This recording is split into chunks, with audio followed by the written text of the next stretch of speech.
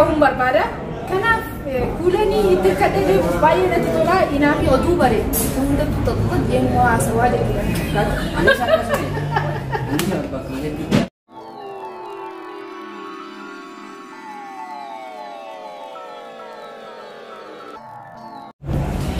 Ashama arkafune hordoftoota Raahel Tuubitiif arganneetuu fi bakka jirtan hundumattu nageenyi isiniif haa baay'atu akka nagaanaaf taatan abdiin qaba. Kanaaf Raahel yookiin arganneen har'a gaafii mammaaksaa ishii qabattat dhufte. Kanaaf warri nani qabadhee dhufes ni beektu kuulanii tuubiin akkuma beektan yuutuubni ishii kan sabskraayibii kuma 21 warreen haaraa keessaa wannoo qabu gruupii tokkoffaadhaan marraa jiru akkuma beektanii. Kanaaf si duuba keetti nanni sabskraayibiin kiyya si durse jecha lapheen irra dhiibaatti daawwattoonni keenya daddafaati sabskraayib naa godhaati kulanitti hundaan naqixxeechaa malee ani kunoo aareetti nan yeroo ishiin sabskraayibiin kiyya kuma 21 ati ergee galte waggaadhaan ani ergalee gale naannoo baatii torbaam akkana naan jetti meeqa daawwattoonni kiyya oduu agartanii bu'uu malee kunatti naannee isheen kana yaadadhu.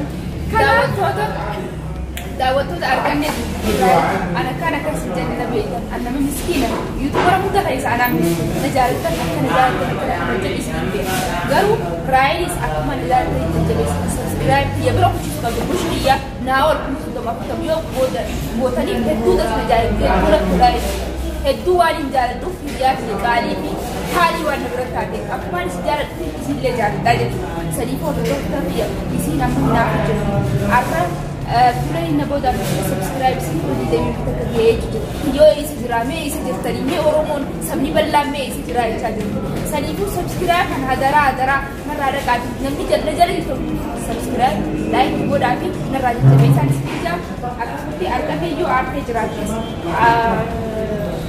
daawwattoota keenya ittiin aarree beekaman gooftaan godhaa jiraa daawwattoonni keenya daawwattoonni Raahel Tuubitiif arganneetuu fi ittaareetii mootii yaa ta'uudhaaf malee namni naa oloote homaa rakkoon qabu nama naa garii faana deemuudhaan nama naa olii nama waa qabu nama hirkatullee hirree qabuun barbaada.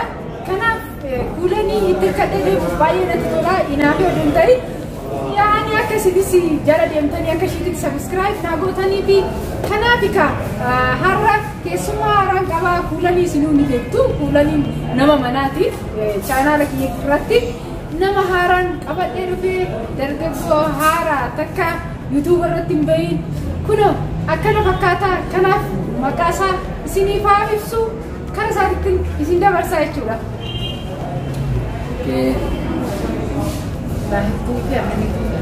Orang kana baik itu akhirnya positif mame, seperti situasi mame, warning isi nasi wanted me ujuman dala, karena aku makan ko awal bisa lama, angga anse untuk ko berisuf, karena aku, karena pekan, kalau tidak. Anire akka YouTube qabun beekne asumaan YouTube qabaachuusa imeera awwal tuuf jedhama. Like, share, subscribe godhaa fi daawwattoonni kiyya. Kanaaf gaafiin kiyya akkuma beekamu mammaaksaa isinitti beera sorgofsoo kollee dhaqqaba isiniin jedheera. Nama sorgofsoo koo sanitti amalatti seenuu fi yookiin immoo lakkii xiqqoo barumsarraa baay'ee fagaannee maaloodhaan mammaaksa manuu wayyeeranii kunoo filachaa jiru warri kun hundumtu sorgofsoo koo yoo bakka nama gaafadhu isi dia sumpah kita senjane di waktu dia udah isi dia tidak punya kasih nurah dia bisa dapat kawan. Ani so dah guna beko wow tahu si berjaya nabi bekam tu hari tu dia mampu kita kapan kita kasih dia so orang dia sudah bisa dapat tu dia nama dia. Oke kakak sih dapat tu tadi ya kakak nafi option ngecakasan jecara kulo gabi kak bulan ikan biasa bulan Eropa ini dengan gabi tanda moti harus bekam nih kak. Ada tu moti tadi isi tadi kanaaf achi jalatti qabxiin geechuu ani kuulanii yeroo baay'ee gaaffii irratti wal gorkina har'a gaaffii cimaan ishiidhaan dhiyeessaaf akka ishiin deebisuu hin dandeenye.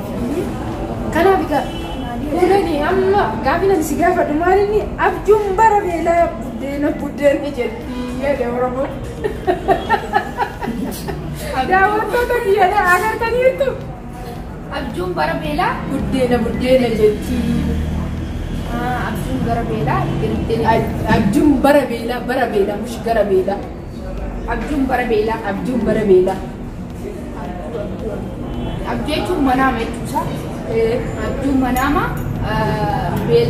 gara beelaa ta'anii kan tokko rafee manaama yoo beela isaa arge kan nama qofeeti. Deebisa. Hin deebisa yaadi qaba.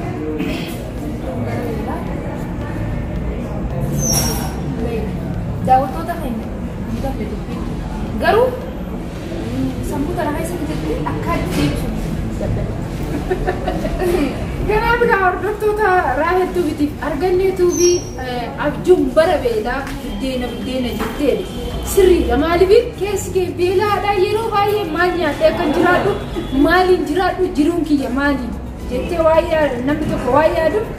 Kanaaf egaa bara rakkinaa yookiin immoo iddoo cinqii wayii yoo dhaabbatte yookiin laga tokko ce'uudhaaf yoo dhaabbannee kan jirru taate yaadni keenya maa inni riqicha ittiin ceenu san yeroo hundumaa yaadni keenya riqicha ittiin ceenu san yaadaa jechuudha. Kanaaf egaa fakkeenyaaf amma yuutuubaroota irraa yaa fudhannu yuutuubaroota guddachaa deeman kan akka Kuulanii Tuubii kan akka Raahel Tuubii kun sabiskiraayibii isaanii guddisuuf maaluma yaadu yeroo hundumaa sabiskiraayibii kiyya kana akkamittiin guddisa hordoftoota kiyya kana akkamittiin gammachiisa jedhanii yaadu. Kanaaf egaa abjuun bara beelaa buddeen jetti kan jedhuuf kanaaf waa'ee addeessan manaamanillee argita jechuudha.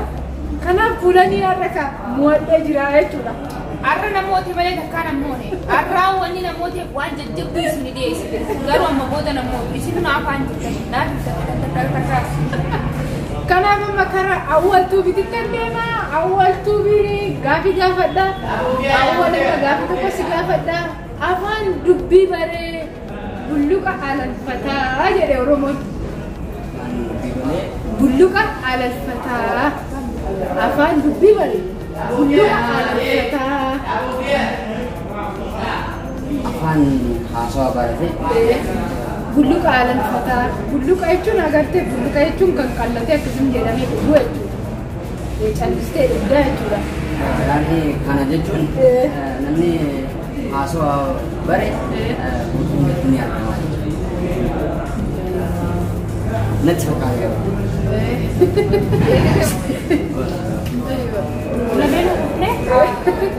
Kanaaf egaa afaan dubbii baree bulluqa alalfataa jedhe Oromoon. Kanaaf midhaan deebisnee kanaafuu Kuulanii yaadime kana mees kan maalillee nama wadhu.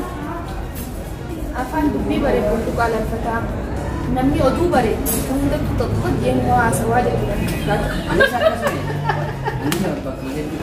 Haasawaa baree bakka hedduutti ni argama.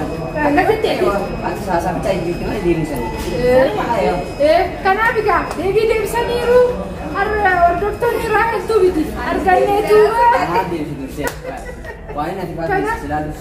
Kanaaf egaa koomentii jalarratti gaafilee kiyyaaf deebii koomentii jalarratti naa barreessadha.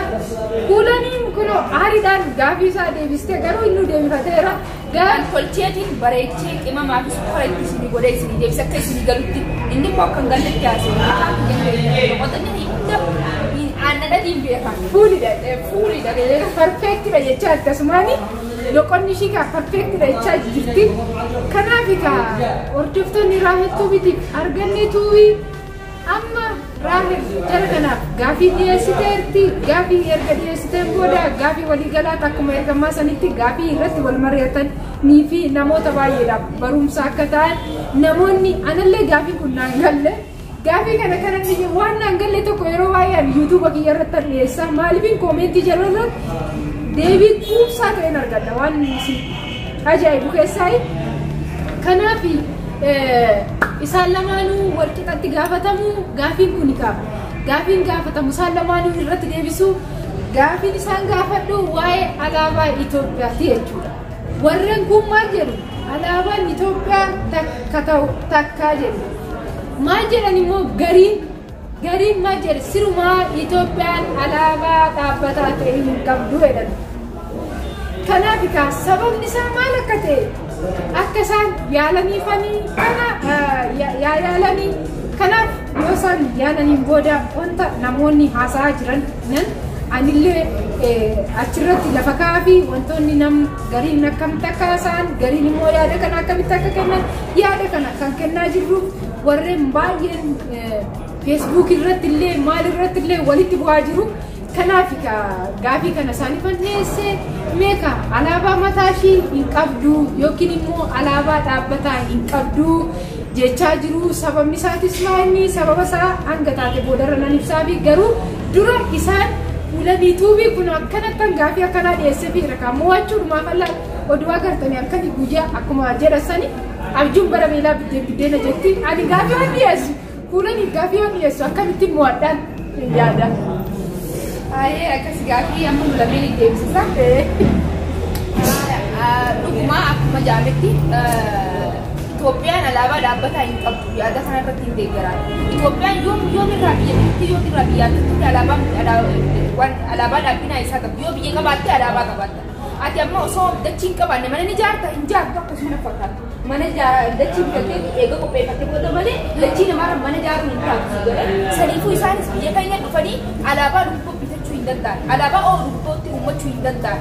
Saniifuu isaan alaabaa dhaabbinaatiin miti alaabota kan qabamu ummachuu isaanii. Isinii galee akka siyaasanii jaa warreen kan gaafa jedhee maal akka gaali isin soba maal akka waa isinuu waan jedhu jedhu kiyalee ibsate mara kun kamu ibsate dubbadhati. Waa waluma fakkaataa yaani bas isin jettee akkuma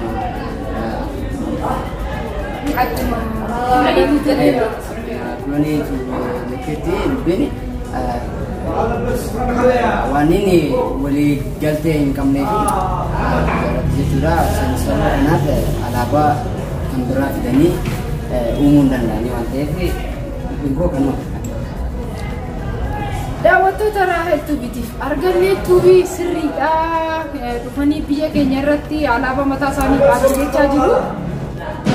Kanaaf isaan akkanatti deebisanii garuu akkanatti fakkaatutti yeroo baay'ee namoota baay'eerraa yeroo yaada fudhannu Itoophiyaan alaabaa mataa ishii dhaabbataa fi seenaa mataa ishii dhaabbataa hin qabdu jedhu.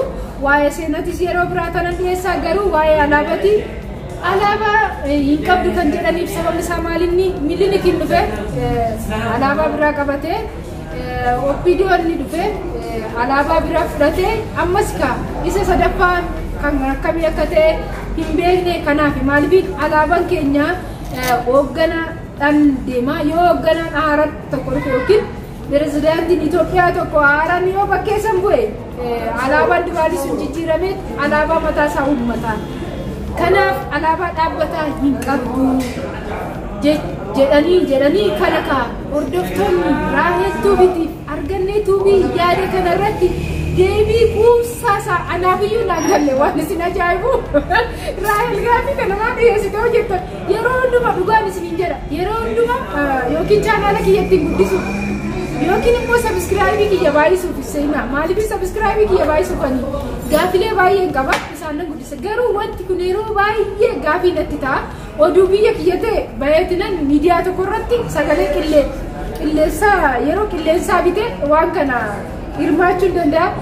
Garuu amma akkuma carraa ta'e anillee chaanaala waan qabuuf chaanaala kanarratti gaafii dhiyeessee dheetinanii anaafillee hin galle maaliif akka isaan akkas jedhanii. Kanaaf Itoophiyaan kan yeroo baay'ee pirezidaantii haaraan yeroo bu'e piraayim ministeeriin yoo bakka bu'e gisee hundumaa yeroo hundumaa alaabaa jijjiira waan ta'eef alaabaa dhaabbataa hin qabdu Itoophiyaan jechaa jiru. Kanaaf oduu danda'ame yeroo baay'ee alaabaan Oromiyaa akka ol ta'ee mul'atu feena jechaa jiru namoonni baay'anii. Kanaaf yaada kanarratti koomentii nuu kennaadha. Warri yaadni sirriitti hin galiifillee achi jalaa koomentii san jalaa nuuf akka galu. Kanaaf hordoftoonni Raahel Tuubii arganne tuubii ammas immoo gaafii tokkoon fuulanii dhaadhiyachaa fi fuulanii har'a wal qabannee jirra. Wal morkaa jirra. Abbaan wal kuffise walaa kuffise jechaa jirra. Kanaaf gaafii tokko fuulanii dhafan qopheessaa jiru.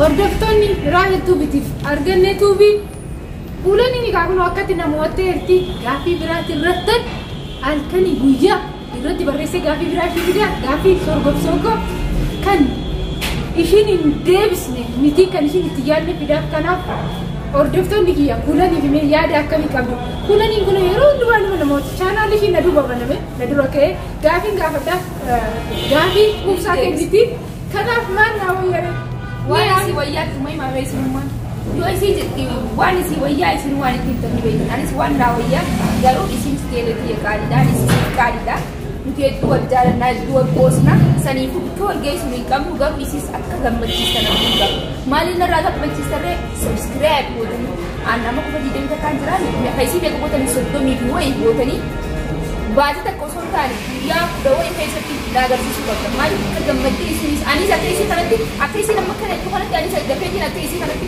isii namni kuchiistanii moojii akka anis iddoo amma gammachuu hin haasa'u jira kaniifuu akkasii daawwattoota argannee tuubii fi raayal tuubii gabanumaan hanga chaanaala birootti walitti deebinu yaani viidiyoo birootti walitti deebinu yaani dhiyootan diraamaas koomeediis waan dalaguudhiis meeqni beekanii akkuma beekanitti caaluu nama qaalii lubbuu inuma hin harkanne inuma deebinee hin harkanne nurraa du'e ajwaa keenyaas akkasutti fidaa jira saniifuu hin dandeenye dhiifama nurraa tahaa isinis deebina garuu gammachuun keenya oromiyaa keenya ta'e isaa yommuu deebite waliin itti asii gammadnee jiraanne isaan achi rakkachaa beelawaa yoo jiraatan hin toluu jechuudha saniif dhiifeemtis dalagaa adda addaa fi hanga dalagaa keenya waliin deebinee gama bal'inaa wal agarruutti isin subscribe like gootanii uumoo duraan isinii galee inni gabbuutanii dallaaltanii nu yaadatan akka nu irraa fannee jechuudha. Kanaaf akkuma beektanii haalli qilleensaa hararra biyya jiru keenyatti biyya Yaman keessatti deeggarsa Oromoof jedhanii uummanni achi oolee amma achirraa akkana dhufne akka hin boqannaa juusii kana xiqqoo dhugne teenyee asumaan gaafii kan chaanaala kiyyaaf gaafii kana dhiyeessanii maaliif sababni isaatillee chaanaali kiyya irraaffatamee achumaan akka nafne booda diraamolee adda addaa koomediilee baacolee isiniif dhiyeessina hanga viidiyoo biraatiin walitti dhufnutti bakka jirtan hundumattuu nageenyi isiniif haa baay'atu warra haaraa taataniif anaa dhufu isiniin jedhee jira warri subscribe gootanii miseensa kiyya yookiin hordoftoota kiyya taataniif like share subscribe gochuun irraanfatinadha kanaaf bakka jirtan hundumattu nageenyi isiniif haa baay'atu balballi koo banaadha anaa dhufu isiniin jedhee jira fayyaa ta'aa bakka jirtan hundumattu nagaa jaalalan isiniif hawaa viidiyoo biraatiin hanga walitti deebinutti fayyaa ta'aa. Assalaamu alaikum wa rahmatullahi wa barakaatuh.